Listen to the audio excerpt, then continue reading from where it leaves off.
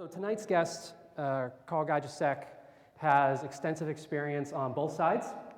He has been a writer and producer for projects such as November Man, one of my favorite action movies to kick back and watch at home.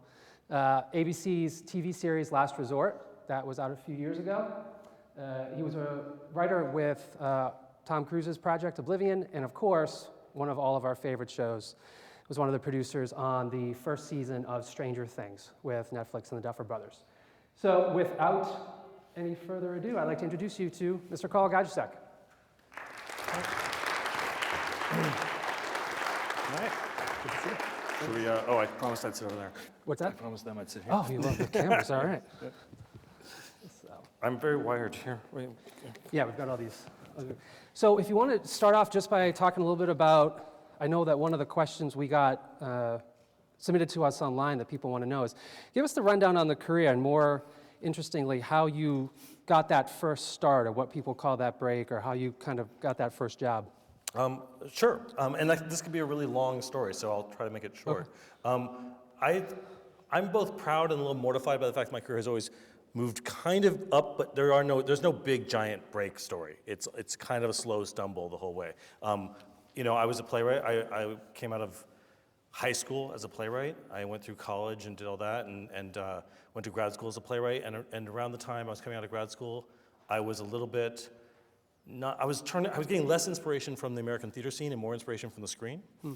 This is around the time Tarantino was breaking loose, and I was just sort of like, wow, that's kind of my aesthetic. And American theater was not doing it for me, so I started to look and wrote a screenplay, and then just sort of hobbled my way into that town over a period of time. Started to learn how to pitch, which is, we could sit here and talk about pitching for a whole class, it's a crazy, crazy skill. But began selling things, and then the question about how we got to this place, so the show running, the TV making thing is interesting because over a course of learning how to pitch some film projects, writing some film projects, selling a thing or two, finally, starting to feel like I was in the mix of it. I got to the point where I was doing Oblivion with Cruise, and that was kind of a high water mark in terms of the feature career.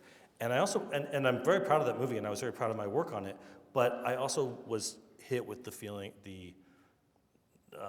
if you're a writer on a studio film like that, you are a very skilled assembler of other people's vision. You're not, Cruise's opinion matters a lot, because the director's opinion matters a lot, the head of the studio's opinion matters a lot, and your job is kind of to bring those three visions together in some way that is skilled, but your own vision can be a little bit small, because that's the nature of feature film, especially studio feature film. Where almost all major studio feature films have more than one writer, et cetera, et cetera. At the same time, this was at the time when TV was blowing up so big, and it was just becoming like, what is TV? And all these incredible shows had been out, Sopranos and stuff, around, 6 Feet Under, that kind of stuff had been in the ether. And I went over to Sean Ryan. I had met Sean Ryan, who did The Shield, a few times, and we'd always had that conversation of like, oh, we should work together, but that's a very easy conversation to have. To actually make it happen is harder. And so I went over to him, and I kind of did that. I sort of said, listen, I want to work with you. I need to work with you. What do you need from me? And I'll bring it, for real. I won't just have that conversation. And so he said, bring me 5 ideas. And I went home and worked really hard on 5 ideas and brought him 5, but of course it was really clear. Like by the time, when I brought, like the first one, which was turned into Last Resort, was the one I had fallen in love with, And so we did Last Resort together, and I got dropped into the world of TV through that. And, Sean was so often the way show running and creator versus showrunner, anyone can be a creator. If you come up with a good idea and the studio makes it, you're the creator, great. And what title you wear, can it be anything from a producer to a co-producer to a co-EP to an EP, but you're still just the creator. You don't know how to make TV. And Sean, an experienced EP at that point, was a showrunner. He was my mentor in that, and he taught me the ropes of some of the most important lessons I ever learned about show running, and starting to figure out what that is. And so through doing that with Sean, and then because we were a remote location the way almost all shows are nowadays. You know, writing in LA and shooting in Hawaii, I found myself on the ground in Hawaii learning how to run a show, which is tricky. And I mean, if we get into one of the first things you realize when you start to run a show is that you're responsible for a large group of people's everyday existence. Like it's, a show is about 200, roughly about 200 people work on a show, probably more. And most of those jobs are in the kind of blue collar sphere. And when you arrive on the ground and you've been an artist your whole life and you've just been, even though you thought you were generous, you turned out you were self-centered. And then you get on the ground and you realize you're responsible for those people's incomes. It's a big pill to swallow, and you start to realize, and the meaning of what it is to run a show hits you. It's not even just like coming up with fancy stories anymore, And so you take that on and you try to figure out how to marry those two sides and be a good manager and a good, guide to something. Well, in terms of managing and running a show, talk about the three pieces that the showrunner will oversee. Obviously, you've got the room, the set, and then post. I mean, the showrunner, first of all, this word showrunner, not only is it overused these days, it's also people are starting to resent it. It's like people are starting to hate the term. So maybe this will be our last. This will be the last time. Hurrah. Okay, yeah. The problem is that everyone who's ever been an EP, a creative EP, is calling themselves a showrunner. And I'm as guilty as ever. I've called myself a showrunner when all I'm doing really is running a room. I would say the true showrunner title, the reason that the word was given some hallowed ground for a while, is someone who is, as you said, running the writer's room and thus responsible for creating good scripts. And that's the hardest part of it all. Running production, set, which involves everything, but most importantly, having creative relationships with the multiple directors and even probably more importantly, the stars of whatever that show is. And then running post, which is just difficult and time consuming and an art unto itself. And then there's actually a fourth hat, which is that as the CEO of the show, having relationships with the network and the studio and all that, and translate and working that relationship.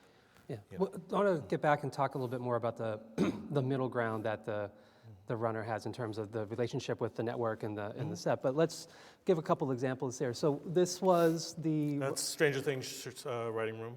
Oh, so this was the writer's room on Stranger Things for season 1. Season 1. It's our Okay. little wall of beasties and stuff. Oh, yeah. And give us the lay of the land here. That's Doble there, Justin Doble down left. The Duffer Brothers are right behind him. That's, I'm going to blank on names. There's Alison Tatlock, there's Jesse, I don't know who that is. That's a spy. But this was our writer's room. This is early not that early, because in every show I've ever done, I create a wall like that, and those walls grow over the time. So that's a pretty full wall. Okay. I have the assistants constantly printing out images that make sense to the thing, and I'll try to fill the room with images over the course of a time. Okay. So talk a bit about how that came to be. So obviously the Duffer Brothers created the creative side. They wrote the show, and was it that they went to Netflix and then Netflix came to you and said, "Hey, we need a producer"? How did that come together? No, it wasn't like that. It was close to that. They had written the pilot for that show.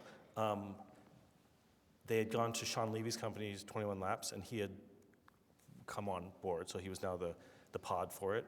They had sold it to Netflix, and Netflix was like, "Hey, you guys need a showrunner because you've never run a show before." So he said that they were saying this to the Duffer Brothers. Yes. Yeah.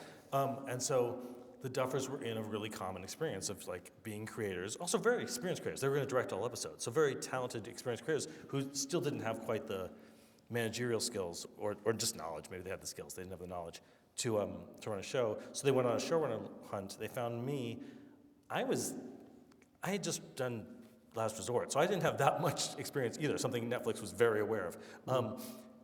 But we had this great first meeting. We talked for 2 hours about the whole world of it. It was something that I resonated so much. What's funny about Stranger Things is that the Duffers they're amazing because they wrote Stranger Things, but they're too young for it. None of that Spielberg stuff is their childhood. It was my childhood. I was the one who had been in line at Raiders of the Lost Ark and all that. So anyway, so I knew that world. Anyway, I came on board to run season 1 and had a very good but tense meeting with Netflix where they were sort of like, well, you clearly love this thing, but can you run this thing because you've only run one thing before? And I was like, well, I'll give you, what you'll get from me is the love and knowledge of how to write this, and how to bring you good scripts. If I screw up on a production date, you're gonna have to sue me, And so we went forward and made that show. So talk a bit about the writer's room, just in general. It's, obviously I see a bunch of blank boards. It looks like this was... Yeah, every writer's room is different. Yeah. But is it just tossing around concepts, or do they show up with scripts in hand, or what do you... No. It's tossing around concepts, definitely. Yeah. Every room, every room is, you have to break a season and then break episodes. And Talk a bit about what breaking is. break. Yeah. It's a funny word because it sounds like it means break, but Yeah. break means create. So to break the season is to understand what's going to happen in the season. Sorry, I really can't see you guys. You were out there, right? Oh, yeah. Hi. To break the season is to come up with the whole season arc and to come up with essentially what happens in every episode before you start writing any of the episodes. An example, this was All right. from Last Resort? No, this is from Zelda, season 2 of Zelda, which never got to air. Okay. But so what you're looking at here is an unusual day where we actually have 201, 202, 20, all the way. So we have every episode of the season broken here. Okay. So 201's on the left side, all the way to 210 on the 2, 4, 5, 6, 7, 8, all the way to 210. Okay. So that's us having broken the season. That's about a month. A little bit more than a month of work. 2 being the season number, and then the episode number after. Yeah, Like season 204, episode 1. season 2, episode 4. Okay. So that's a season break. Now, if you could zoom in on those words, you'd see just highlights of what's going to go in that episode, right? Then the sort of exciting moment is with the moment when you wipe all those boards clear, and now all those boards become 201, and now you break the episode. Okay. Right? And of course, the tricky part is that as you break 201, you realize that your season nothing ever works perfectly. So everything starts shifting, right? And you're breaking 202, and then, and the other thing, and I'll go back to the sort of what a showrunner is or what a TV production is that I always think of the Indiana Jones boulder. Like, at some point, production's going to start. Now, this is network. There's all kinds of changes in the recent atmosphere. And when we talk about a lot of cable shows, there is no confluence of writing and production and post. They just happen like a film, 1, 2, 3. But in traditional TV, they all happen at the same time with a staggered start, and you inevitably get crushed. You just can't write fast enough to keep up with production. You're just constantly you have to You've got script multiple out. sets and directors out there all over the place. Everything's happening. So it's exciting. It's a great learning ground, right? So show starts, and you start breaking the season, and then okay, the clock's ticking, and now you're casting, and then you're starting to look at locations, and okay, now you start breaking episode 1, and blah blah blah. And you write episode 1. If you're really, really good at it, maybe you write 4 or 5 episodes before the first one starts shooting, and by the time at that point, it just gets to be this incredible machine where, you've got The Room breaking episode 7. The writers for episode 1 are in. No, the writers for episode 2 are in prep. The writers for episode 1 are in production, right? Maybe if we move forward a little bit, you've even got some episodes coming back, and now you've got posts happening at the same time. All these things are rolling, and it's almost impossible to just roll through a season and kiss down time. Yeah. So you come up with interesting ways to. This is a really fascinating point that I wanna hit on, because with Catalyst, we are constantly talking with creators about the difference between making television and making a film. And I think the fascinating part is I can't think of a time when a film would go into production without the script being fully and completely written, and where the locations are going to be and everything like that. But what you're saying is, with the TV season, you're literally shooting episodes before you've even written the end of the season. Which is what's great about it. Yeah. Now, to be fair, this whole thing is now being segmented into 2 pods of TV making, and the traditional network stuff is what you're talking about, and all the new stuff, everything you see on HBO, everything you see on half the stuff you see on Netflix, some of the stuff you see on AMC, is now more like a film. Okay. Written, then prepped, then shot, then posted, in order. But what's exciting about the traditional way of doing TV, although it can get sloppy, is reactivity.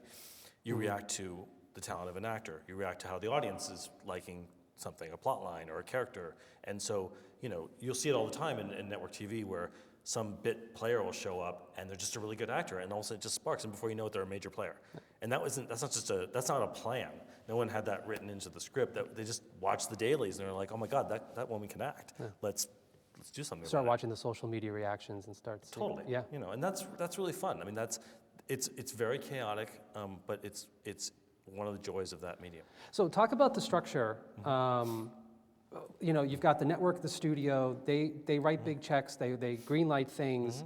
They have all the EPs, the executive producers, and typically one showrunner. And then, because on a film set, it's different. The director is kind of creatively the top there, but you've got all these directors on a TV set. So talk about how that structure works.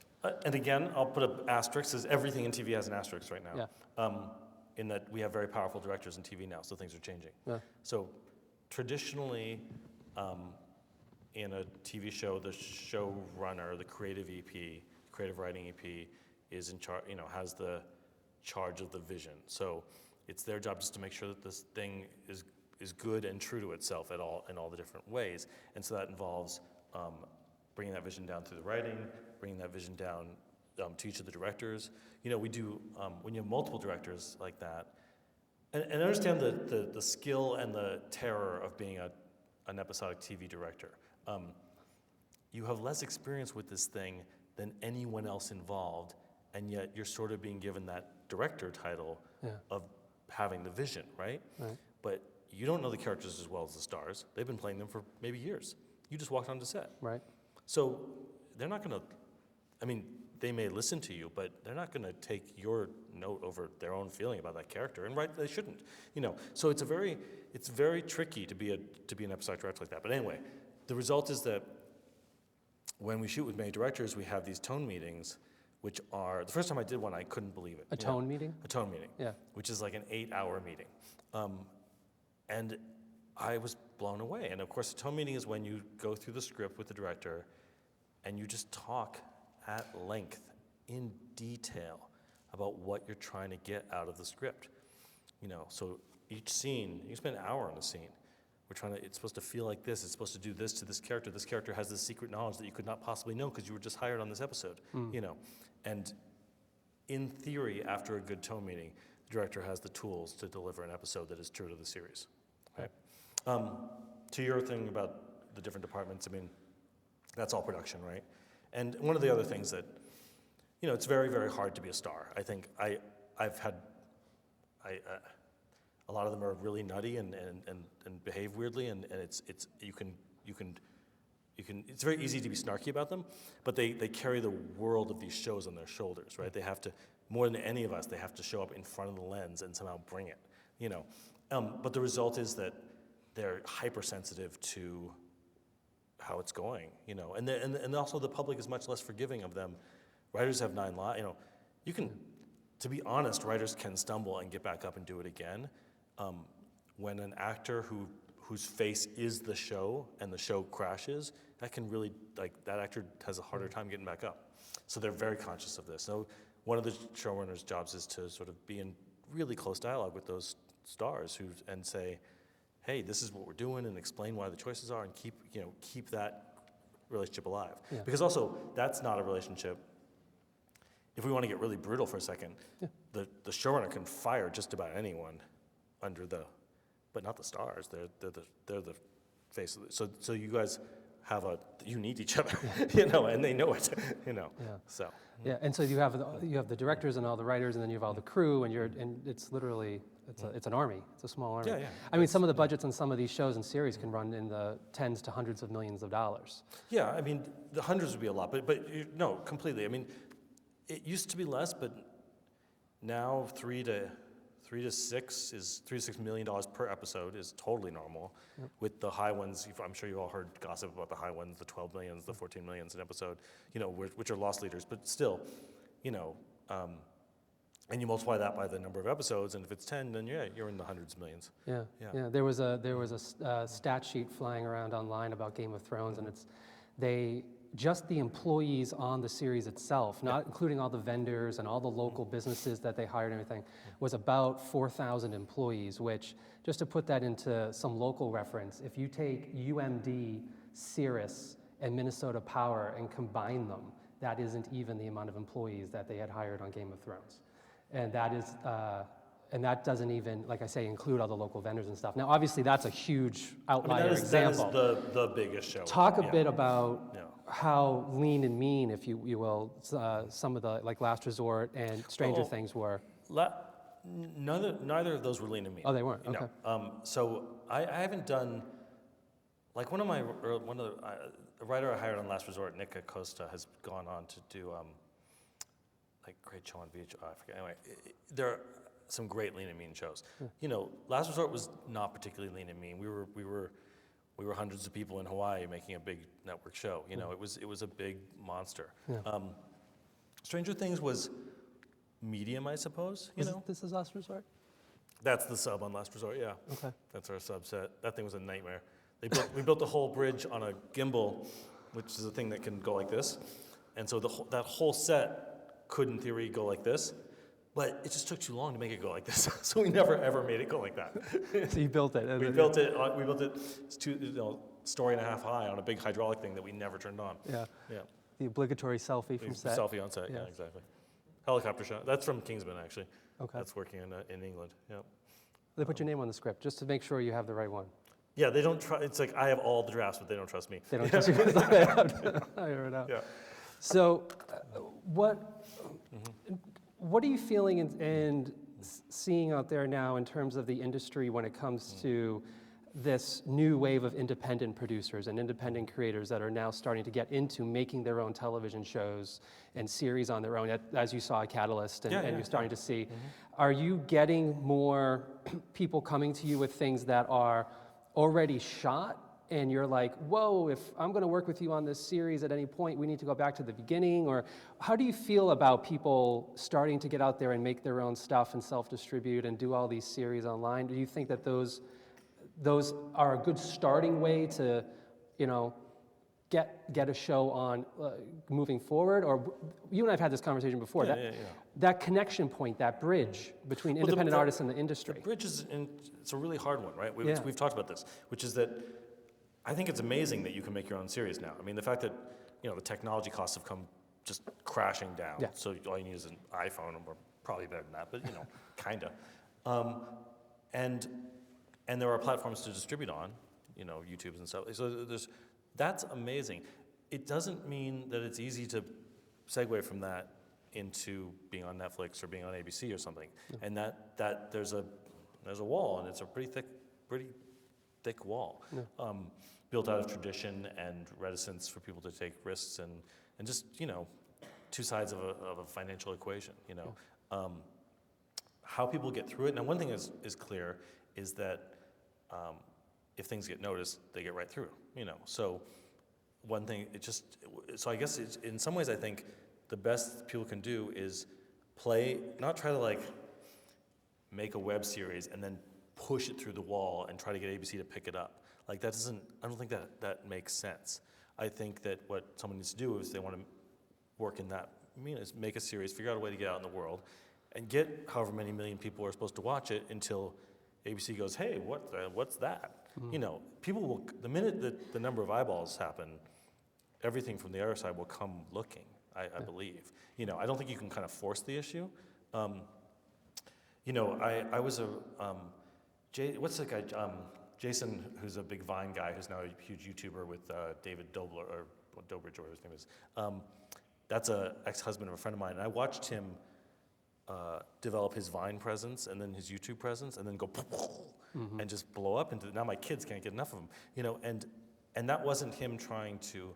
I mean, I'm sure he was trying, but that wasn't him making a couple lines and then saying, "Hey, cast me in a sitcom." It was just him doing his own thing, and then the eyeballs grew and grew and grew, and all of a sudden everyone else was coming to him. Yeah, I saw that there was a commercial on NBC the other day for, what's that series? It's Zoe's Adventure. I'm losing my, but There it is, yeah. And the way that they Yeah. promoted it and built it was that she had like 40 million views online or something. And it's like, this show that was online is now coming to network. And Yeah, it was very, totally. so you could tell that some of the execs are starting to play around with that. And I know that, you know, what on our end, like when you were at the festival in October here, you know, you saw the way that we think the answer is building those relationships. It's really sometimes on our end, it's less about the show and it's more about the person, and it's trying to connect a producer like you with some of the creators or folks. Or talk a bit about how important on the TV side of the industry those relationships are, and where careers and jobs that can happen, you know, a couple years down the road were seeds planted from relationships you had earlier in the process.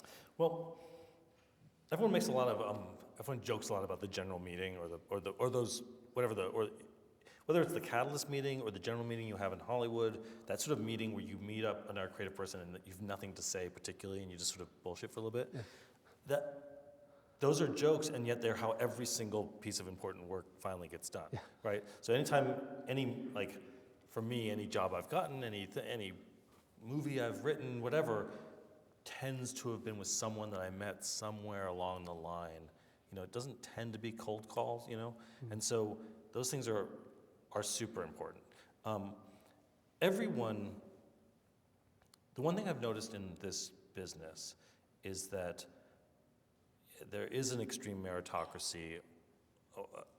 Something great cuts like a knife through butter. I mean, it's just, there was what was it? That show with Halle Berry on CBS, science fiction show. Anybody? Anyone? Halle Berry, CBS? Ah. Not Gotham. No. I'll get it in a second. Anyway, the script for that show hit town on like a Wednesday, and by Friday, if you hadn't read that script, you might as well take yourself out and shoot yourself in the backyard. Like you weren't part of the industry You weren't part anymore. of the industry anymore. Yeah. Like that, everyone read that script. Not just everyone buying, everyone. I got it on a Thursday evening. My agent was like, "You got to read this, just because it's blowing up the town," and it was true. It wasn't. And it's not even that the script was the best pilot I've ever written. Read. It wasn't. It was just you couldn't put it down. You know, you just it. So like sometimes there are scripts that just have that effect. There are webisodes, I guess, that have that. You know, I haven't seen that as much, but so that's nice. That's sort of I think that's a word of encouragement for anyone, is that certain things are so good, or at least so sticky, that they just cut through all. Yeah, the when barriers. something's really good, it flies. Yeah. It flies. And so, through. you know, it's a trick because for us, for people, for me who's had a little experience now running shows and stuff, that I understand that makes me somewhat attractive to people who would want to get a show on the air, because if I jump on it, I can help move it forward. But it's hard. Like it's such a big commitment of your own life, my life now I'm talking about, that you're not just going to jump onto something because it sounds kind of cool. You have to fall in love with something, right? That doesn't happen that easily. So you may meet with a lot of people and hear their stuff and say, "God, that's great. I'm so impressed that you've done this thing." That doesn't mean I'm in love. I'm so in love I'm going to now dedicate years of my life to it. You know? Well, because then so let's say something does come to you, you do fall in love with it, you get, what's your next phone call? What's the process from that point forward when do you call your agent? Do you call a network? Do you just say, "Hey, let's go have lunch," or? Well, agents and managers. You may know or may not know that there's a huge kerfuffle in LA now about agents. That's its own thing. The Writers Guild is at war with the agencies, and it's a problem. My agency happens to have signed the code of conduct, which is this. So I actually have agents, and they are. I understand now that there's a way to do this without agents, but I wouldn't want to. It's enough hours in the day to not have someone doing that part, you know.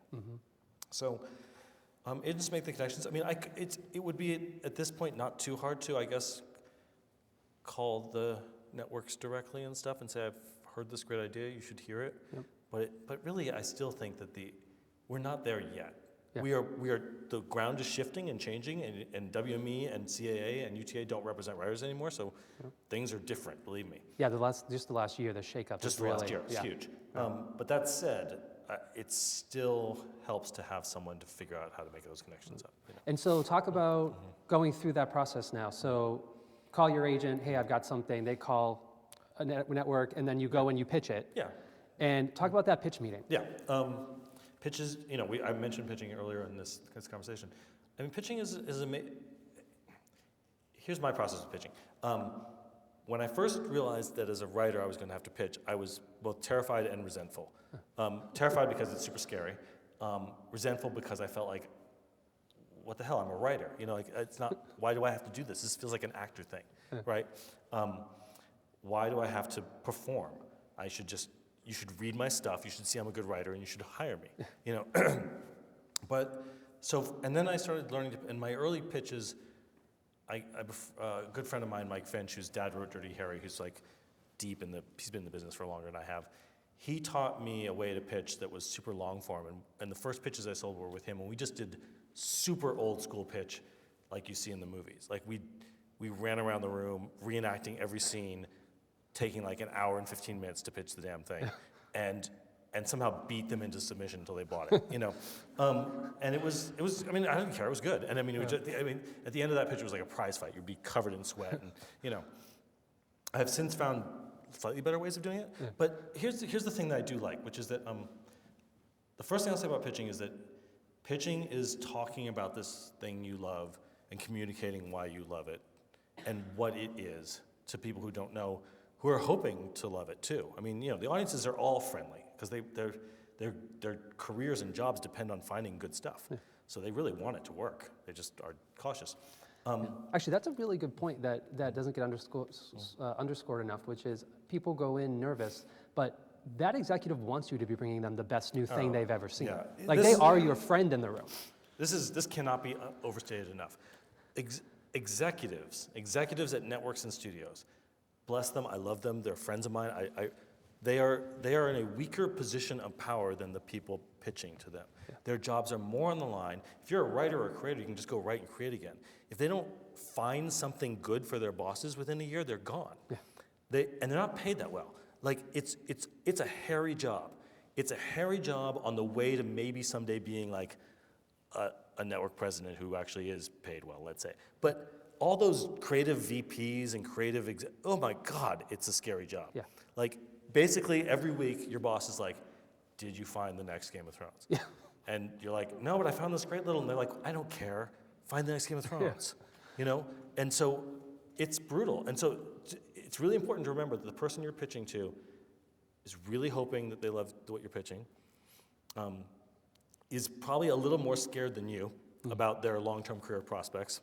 You know, I mean, it's a relationship, and you've got the power. You know, it doesn't feel that way because they get to say yes or no. So obviously that's power. Yep. You know. So they say yes. Yeah. Sometimes in the room, sometimes months later, years later. Almost always in the room or not. I mean, going back to pitching for a second. So, because you asked about the pitch, you know, pitching in its essence is being able to talk truthfully and compassionately about the thing you're offering. If you can't, when I understood that if you can't do that, you probably shouldn't be writing it, it took a lot of pressure off me. I was like, oh, you know, it's not like I'm a writer and I've got to sell. You know, it's like I'm a writer, so I should be able to talk about why I love what I write. Yeah. If I can do that, I'm pitching. You know, now, that said, especially in TV, you know, what are you pitching? Because you're not just pitching the pilot. You're not just pitching, you know, a tone. You're pitching a universe and a longevity and a reason why the whole thing should be. You know, there are interesting touchstones you have to hit along the way. Yeah. And a beautiful pitch kind of does everything. It speaks to why the show should exist. It speaks to why you should create it and your passion for it. It tells the story of the pilot, and it tells the story of the season, and it tells the story of what the whole thing kind of is. And it's all done in 25, 30 minutes. So it's a bit of a skill. Yeah, you know? Yeah, practice. And we hear that a lot from the executive friends now, which is more and more they are saying, find me a writer or a voice or a show where the question we get asked from them is, why are they the only person on the planet who can tell this story, can do this show? Whereas I think back even just a few years ago, was probably a bit more open, where it was like writers would pitch shows that maybe they got from somebody else, or now it's starting to get really personal. I mean, that personal thing is, I think is going overboard a little bit these days. Yeah. There's a little bit much of people saying are pitching my story, me. I'm pitching me, and that's fine. But I can't see the world that smallly. Yeah. So personally, I think there's a number of stories you can tell, but it is true. Everyone wants to know why you should do this thing. Yeah. The answer doesn't have to be because it's my story, my life. But if you don't have a good reason, except it's a job, that's not good. Yeah. Just, Yeah. So you go through the pitch. And just to clarify that, also, finally, and this goes back to what a showrunner or a creator is, they're not buying any one plot point of it. They're buying you. Yeah. I mean, that's what the investment That's a is. really great point. I mean, they're making a move of confidence in that you can bring them a bunch of art that's also commercial that will run their network. A multi-million-dollar career making or breaking move. Yeah. Based on you. Yeah, and so you're sort of selling your vision, your vision, your passion, yourself. So it can't just be hiding behind like a cool idea. Yeah. Because cool ideas are a dime a dozen. Sorry. So you sell the pitch, and then what happens? Well, because we sometimes hear stories that network buys show, and then show never goes to air. Yeah. What More often than happens not, in that right? process? Well, all right. So most traditional path. Network buys show. They don't buy a show. Most traditional path. They buy a pilot. Okay. So then they're basically you've pitched an idea. Now they're going to pay you a certain amount of money to write the pilot. So lots of notes. Write the pilot. Lots of notes. Rewrite. The exec sending you notes on the Producers and everyone, just lots of notes and rewriting. At some point, like last draft of pilot. Now you're at the make or break moment, which is we're going to green light or not. And of course, nowadays, more than green light, they might say, well, let's buy a second script off you, which is disastrous. And at that point, you actually may have to draw a line, depending on where you are in your career, you may have to draw a line and say no, because they can just keep asking for another script, and in a way, they're dragging their feet, and they're probably never going to do it. But anyway, once there's a pilot, then it's either green light or not. Once the green light comes, everything gets really crazy, because everything starts to go at once. You need to go into those different compartments, right? You need to start to hire writers for a writer's room.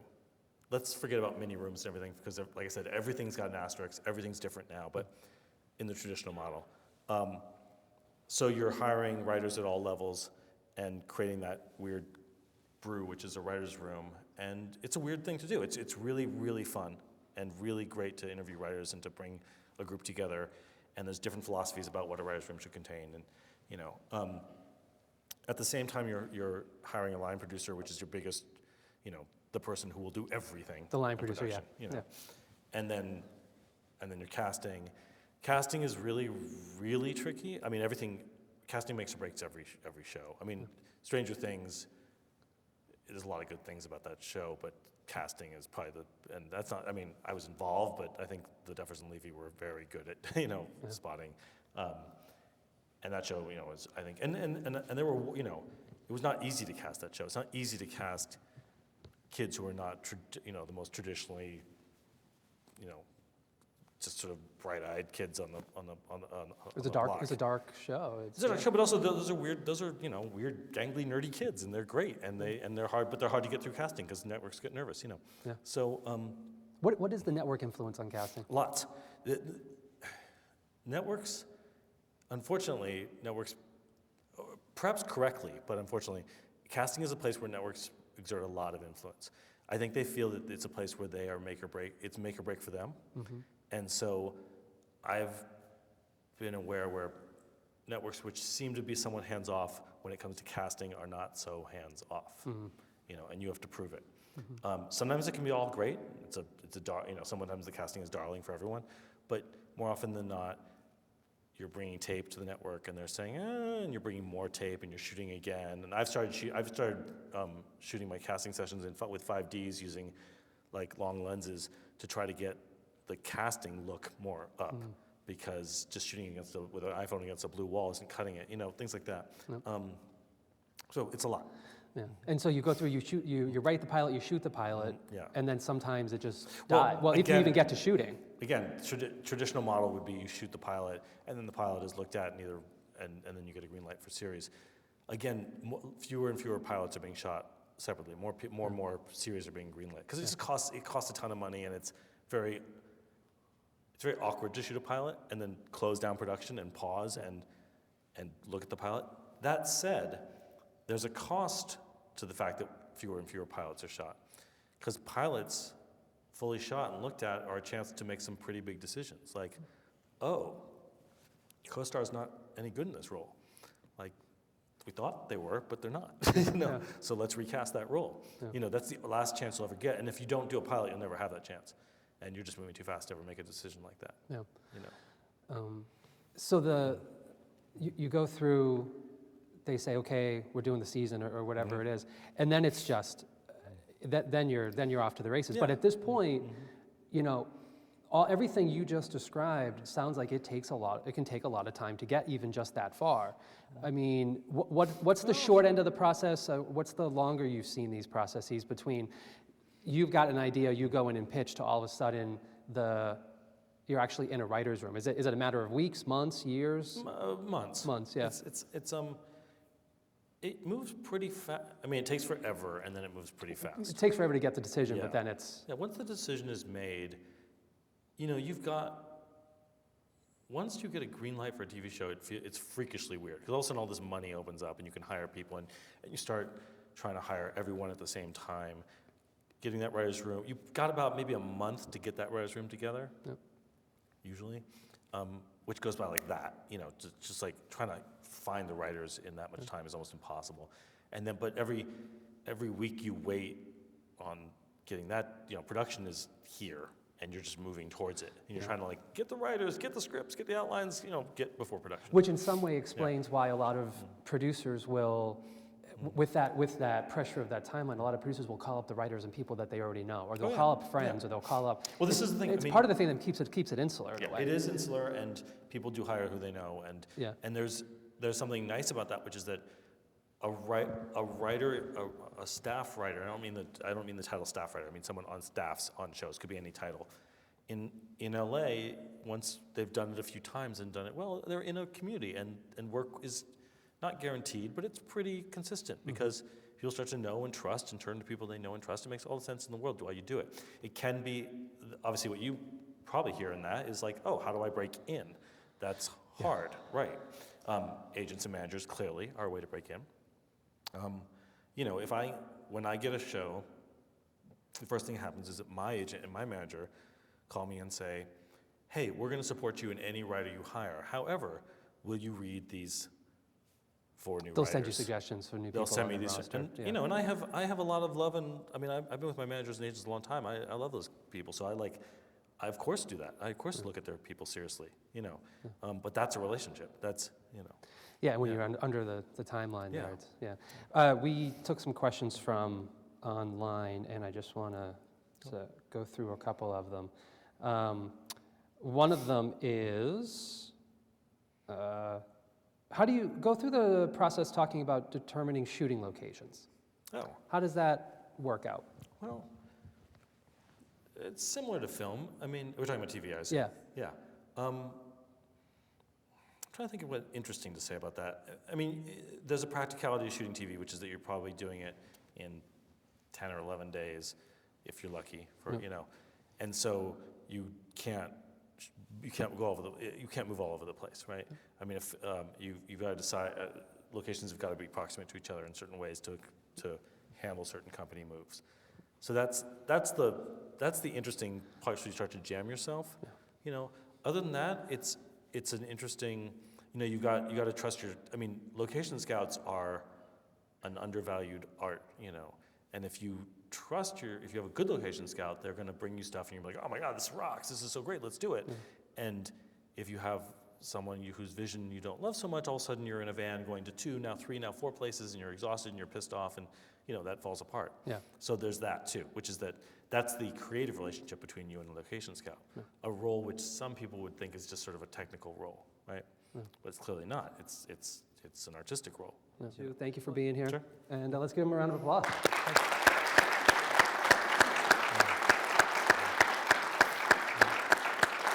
So, all right, thanks everybody. And we will be posting this up online sometime this week. For those who are members, you can go back and watch it again. And we'll see you at the next one. Thanks. Thanks, man. That was awesome. Yeah, good.